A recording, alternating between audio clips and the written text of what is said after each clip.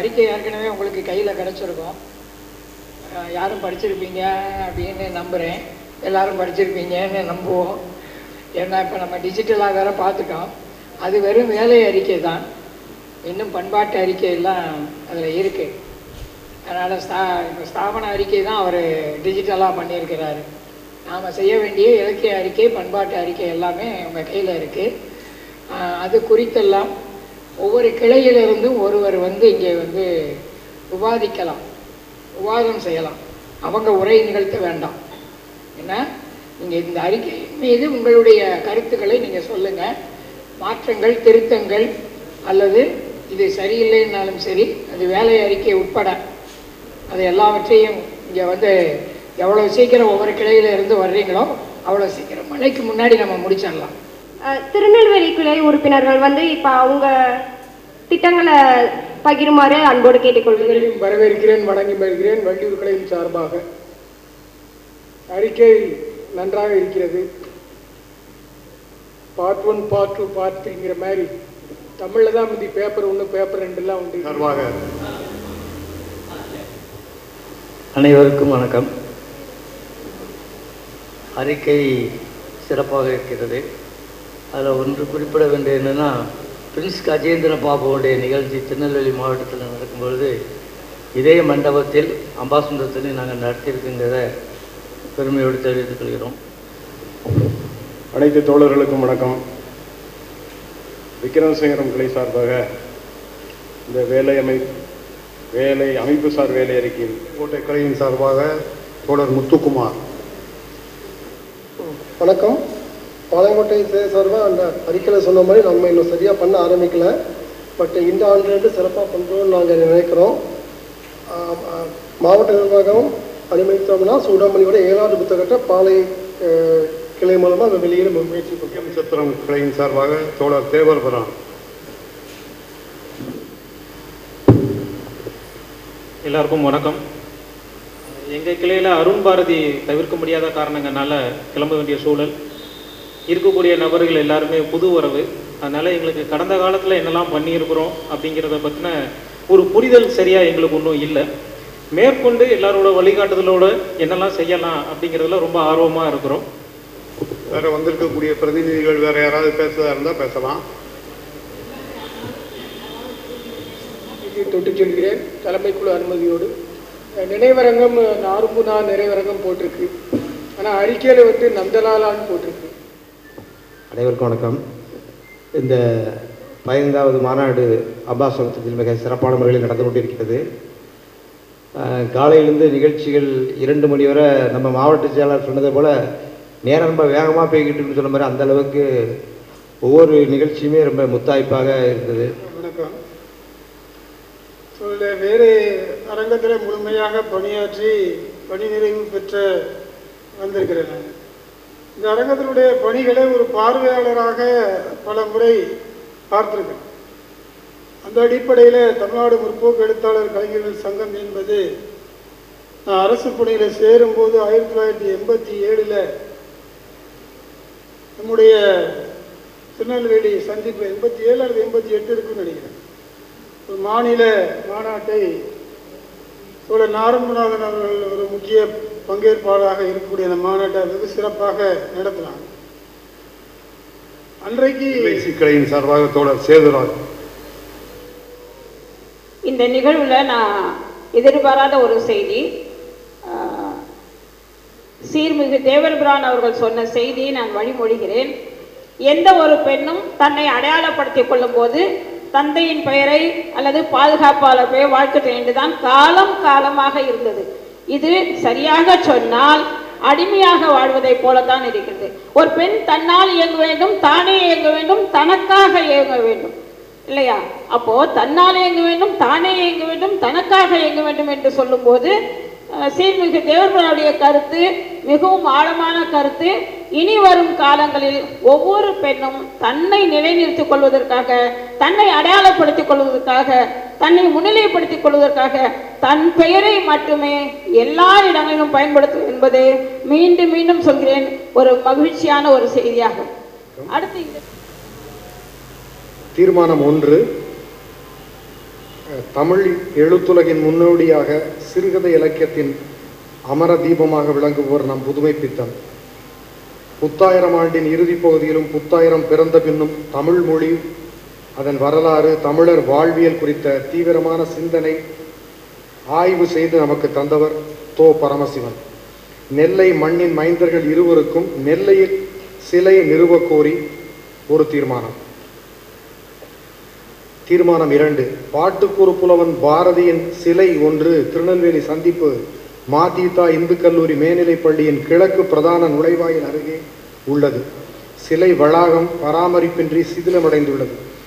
பாரதிக்கு பெருமை சேர்க்கும் விதத்தில் அவ்வளாகம் சீர்மிகு முறையில் புனரமைக்கப்பட வேண்டும் என்ற கோரிக்கை வைத்து. தீர்மானம் 3. பாளையங்கோட்டை மேலவாசல் என அழைக்கப்படும் பாளையங்கோட்டையின் மேல் அமைந்துள்ள பழமையான மேடை காவல் நிலையம், அதனுடைய கட்டிடம், அந்த வளாகம் புதுப்பிக்கப்பட்டு திறக்கப்பட்டது நம்முடைய நார்முநாதன் அவருடைய முயற்சியிலே. ஆனால் அந்த வளாகம் திறந்திருந்த போதிலும் அந்த கட்டடம் மீண்டும் பராமரிப்பின்றி பூட்டப்பட்டுள்ளது. அந்த கட்டிடமும் அந்த வளாகமும் பொதுமக்கள் பார்வைக்காக திறக்கப்பட்டு பராமரிக்கப்பட வேண்டும் என்ற கோரிக்கையை முன்வைத்து. தீர்மானம் 4.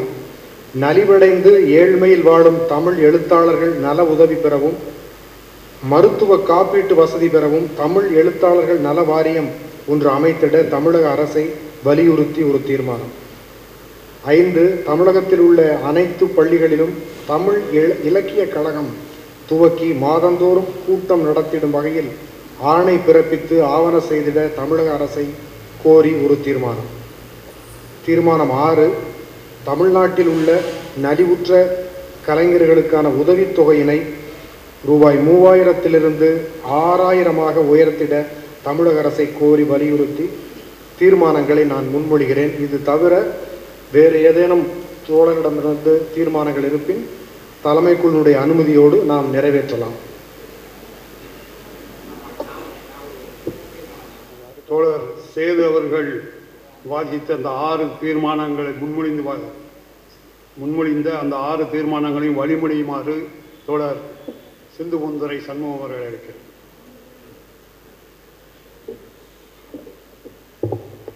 தோழர்கள் அனைவருக்கும் என்னுடைய வணக்கம்.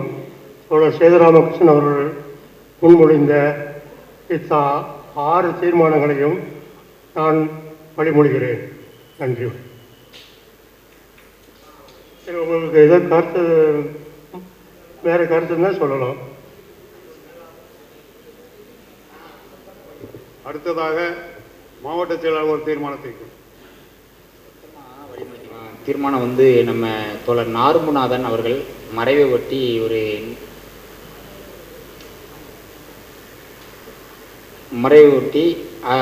அது வந்து அதுக்கான நினைவு கூட்டம் ஒன்று நடைபெற்றது. அந்த கூட்டத்தில் நம்ம அரசியல் பிரமுகர்கள் எல்லாருமே கலந்துக்கிட்டாங்க. சபாநாயகரே கலந்து கொண்டு நார்முநாதனுடைய அவர் வாழ்ந்த இடத்துக்கு பெயர் வைக்கணும் அப்படிங்கிற கோரிக்கை நம்ம ஏற்கனவே வச்சுருந்தோம். அந்த அடிப்படையில் அதை வைக்கலாம் அப்படிங்கிறதையும் அவர் உறுதிப்படுத்தினாருங்க.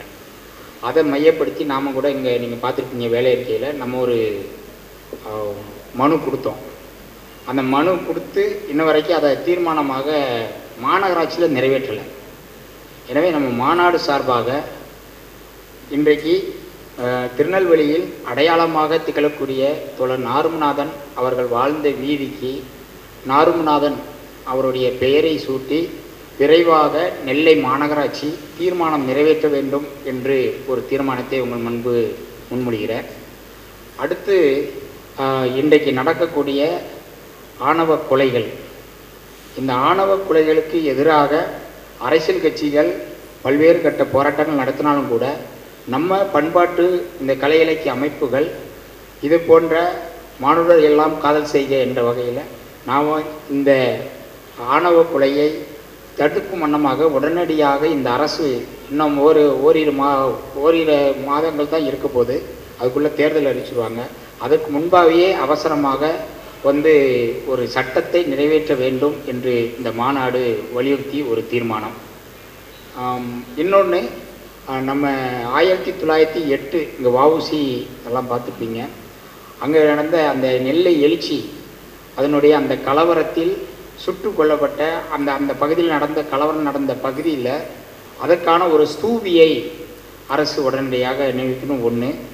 அதே போல் இந்த எழுச்சிக்கு முன்பாக அந்த தாமிரபரணி ஆற்றங்கரையில் இருக்கக்கூடிய தைப்பூச மண்டபம், அந்த மண்டபத்தில் தான் சுப்பிரமணிய சிவாவும் வஉசியும் மேலே ஏறி நின்று எல்லோர் முன்பும் வந்து இந்த தாமிரபரணியின் ஆற்றின் மீது சுதேசி இயக்கத்தை நாம் வலுவாக கொண்டு வருவோம், வெள்ளையனை வெளியேற்றுவோம் என்று அங்கே சபதம் ஏற்ற இடம் அது. அந்த தைப்பூச மண்டபம் இப்போ மேலே ஒரு அரச மரம் முளைச்சி அது அப்படி கீழோட நிலைமையில் இருக்குது. பல வெள்ளங்களை பார்த்துட்டு அந்த மண்டபம் இன்னும் கம்பீரமாக இருக்கிறது. இருந்தாலும் அதை பாதுகாக்க வேண்டிய பொறுப்பு அரசுக்கு இருக்குது என்ற முறையில் அது வந்து அறநிலைத்துறையினுடைய கண்ட்ரோலில் இருக்குது. நாம் இப்போ அங்கே உள்ள சட்டமன்றத்தினுடைய உறுப்பினர் மாமா வகாப்பு அவர்களை வந்து பார்த்து கொடுத்தோம்னா அவர் என்ன சொல்கிறாருன்னா இது அறநிலைத்துறையில் இருக்குது அப்படிங்கிறாரு. எனவே அது வந்து இன்றைக்கு இருக்கக்கூடிய வரலாற்றினுடைய ஒரு சின்னமாக இருப்பதனால் அதை பாதுகாக்க வேண்டும் என்று நம்ம மாநாடு சார்பாக ஒரு தீர்மானத்தை நிறைவேற்றலாம் என்பதை உங்கள் மத்தியில் முன்மொழிகிறேன். வண்ணமுத்து தோழர் முன்மொழிந்த தீர்மானத்தை தோழர் ராஜகோபால் அவர்கள் வழிமொழிந்தார். இப்போ சொன்ன இந்த தீர்மானங்கள் எல்லாமே நிச்சயமாக நமக்கு உடனடியாக செயல்படுத்த வேண்டியது. அதுபோக நார்முநாதனுக்கான அந்த இது நம்ம ஏற்கனவே மனு கொடுத்துருந்தோம், திரும்பியும் அதை நம்ம ஞாபகப்படுத்த வேண்டிய ஒரு நிலைமையில் இருக்குது. அது மாதிரி அந்த மண்டபம் அது வந்து ஒரு வரலாற்று சின்னமாக பாதுகாக்கப்பட்ட ஒரு மண்டபம், அதையும் நம்ம வந்து மீட்டெடுக்க வேண்டும். அந்த அத்தனை தீர்மானங்களையும் நான் வழிமொழிகிறேன். தோழர் முத்துலட்சுமி அவர்கள். நிதிநிலை அறிக்கை தோழர்கள் கையில் இருக்கிறது. நிதிநிலை அறிக்கை குறித்து தோழர்கள் யாரும் விவாதிக்கவில்லை. இருந்த போதிலும் இதற்கு குறித்து சில தகவல்களை உங்களிடம் பகிர்ந்து கொள்ள வேண்டும். இங்கு குறிப்பிடப்பட்டுள்ள நிதிநிலை அறிக்கையில் சில பற்றாக்குறைகள் இருக்கிறது. புற உலகும் புனை உலகும் சம்பந்தமாக நடத்தப்பட்ட பட்டறையில் 62,337,000. அடுத்ததாக உடல் தான விழிப்புணர்வு கருத்தரங்கம் பாளையங்கோட்டையில் நடந்ததில் பற்றாக்குறை வந்து 4,800. அடுத்ததாக நாரும்பு தோழர் மறைவு இறுதி நிகழ்வுக்கான செலவு 4,100. இந்த மாதிரியான பற்றாக்குறை எல்லாம் நமது தோழர்கள் நாரும்புநாதன் மற்றும் நமது தோழர் வண்ணமுத்து தோழர் அவர்களும் தான் பகிர்ந்திருக்கிறார்கள் என்பதை தெரிவித்துக் கொள்கிறேன். அதுபோக மாணவர்களுடைய எண்ணிக்கை சேர்க்கை வந்து மிக இல்லாத கிளையாக NGO காலனி கிளையும் அம்பாசமுத்திரம் கிளையும் இருக்கிறது. இதில் கூடுதலாக மாணவர்களை சேர்க்க வேண்டும், கூடுதலாக பெண்களையும் அதிகமாக சம அளவில் சேர்த்து கொள்ள வேண்டும் என்பது என்னுடைய கருத்தாகவும் நிதிநிலை அறிக்கையாகவும் குறிப்பிட்டுக் கொள்கிறேன். நன்றி.